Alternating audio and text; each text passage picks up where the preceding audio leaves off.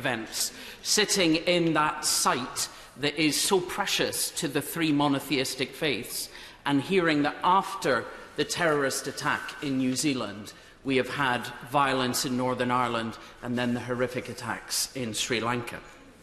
Talking obviously about the debate this afternoon, I would echo the comments of the member for Denton and Reddish, that here we are yet again. This green paper that we should be debating to actually look at sustainable funding for social care has been kicked into the long grass 5 times. And there's no sign of it coming forward now. Is it just because the House is too busy with Brexit, the government's too busy, the civil servants are too busy, or is there really a lack of ideas of how to solve this? And the problem is, it's actually urgent to be thinking about a way forward. The 5-year forward NHS plan was based on game-changing public health changes and funding, and increased social care funding and provision. Because otherwise, all you see is increased demand at the front door of the NHS and a blockage and leakage of funds at the back end.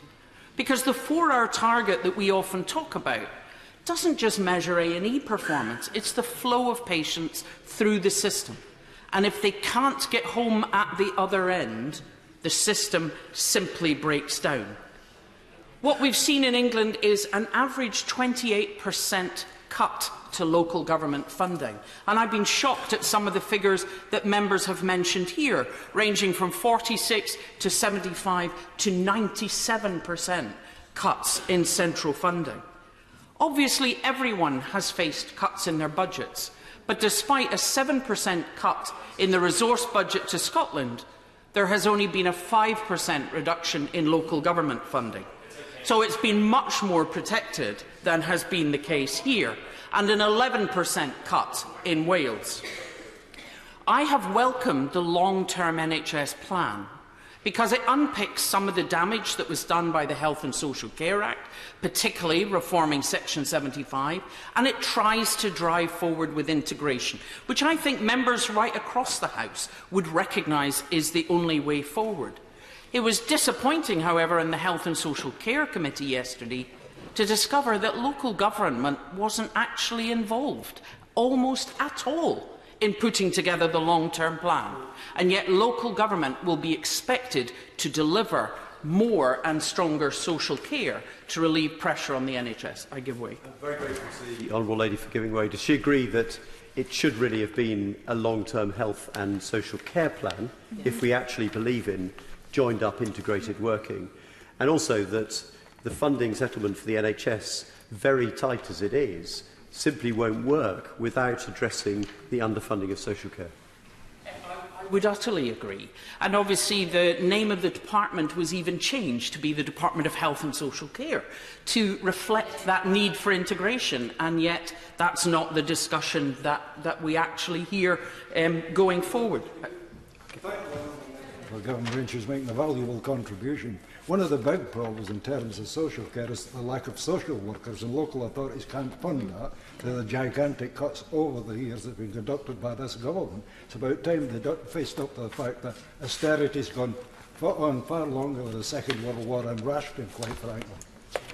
Well, the honourable member talks about workforce, but what we also see in both the NHS funding settlement, the forward plan, is that actually what we see is a big injection to NHS England, but not extra funding to Health Education England or for public health. The problem is the cheapest thing you can do is to prevent illness, and yet for decades, of all governments, of all colours, in all places, we failed to do that. And unfortunately the long-term plan doesn't do that either.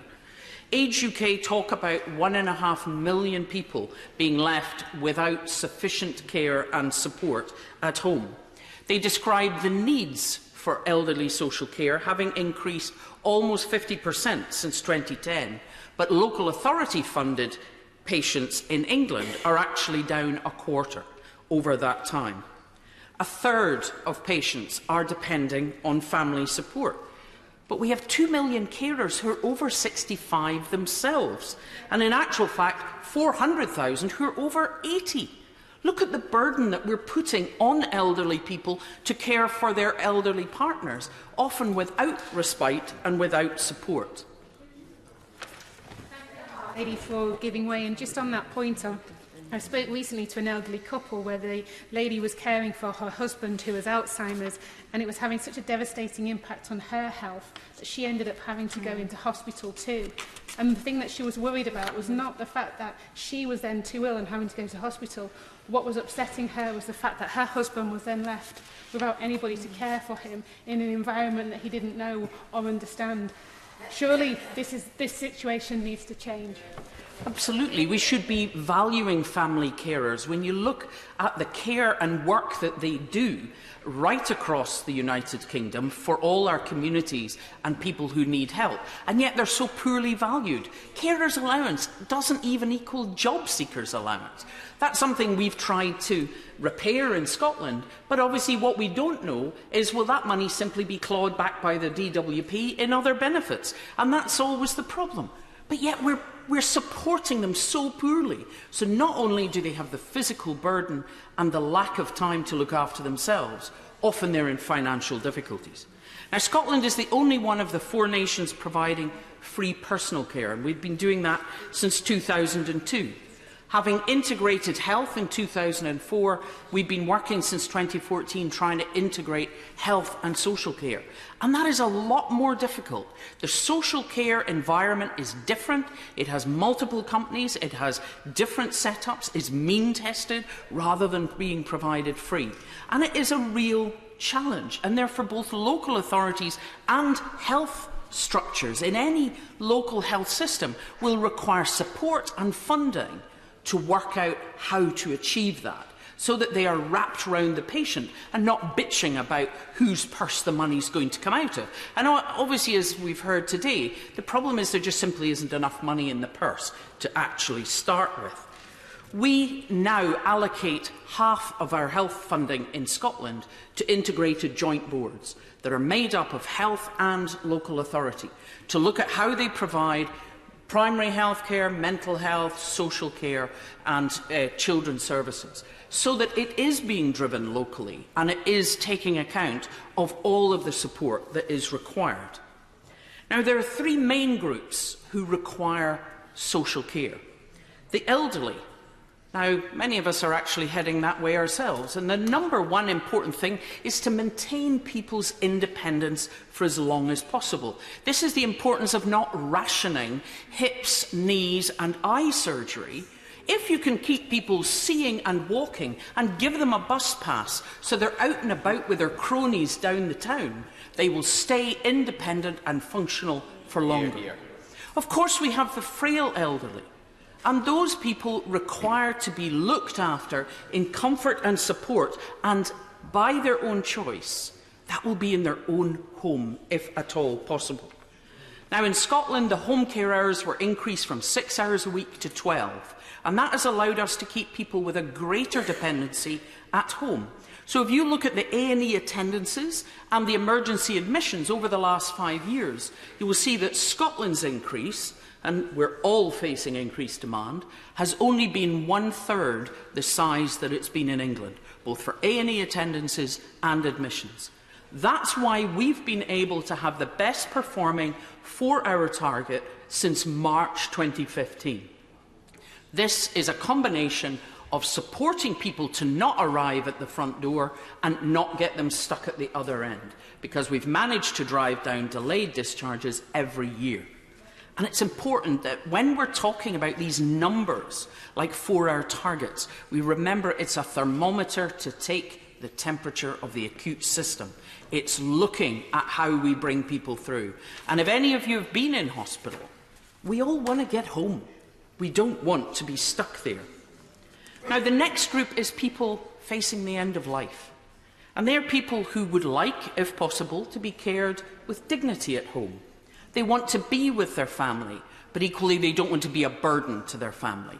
So if they need respite, they want to have access to that. Since 2015, the local authorities in Scotland agreed through COSLA that even people under 65 would be provided free social care, if they were defined as facing end of life.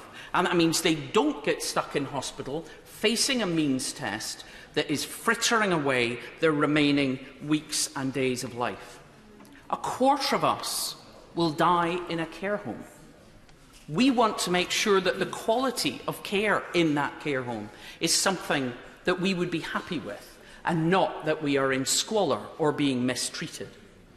The third big group is working age disability. And for them, quality of life, mobility, and particularly participation in society is what's critical.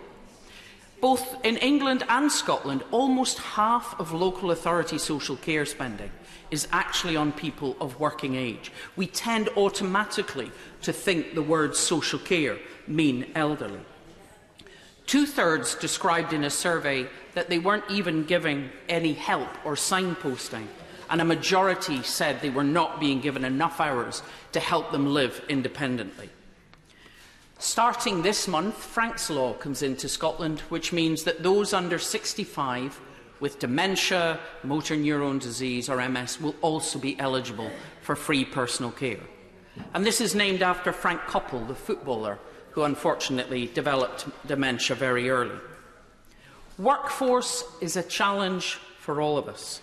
Our workforce has gone up 12% in the last 3 years, but all care providers report difficulties in recruiting, and Brexit is only making that worse. We need to value carers. We need to let it develop as a career. People should be paid the real living wage, not the pretendy living wage, but the real living wage, and for all the hours they work, including at night. Someone coming into your house for 15 minutes and throwing you out of your bed, and particularly someone you've never seen before, is not providing quality of care. We need continuity between the patient and the carer.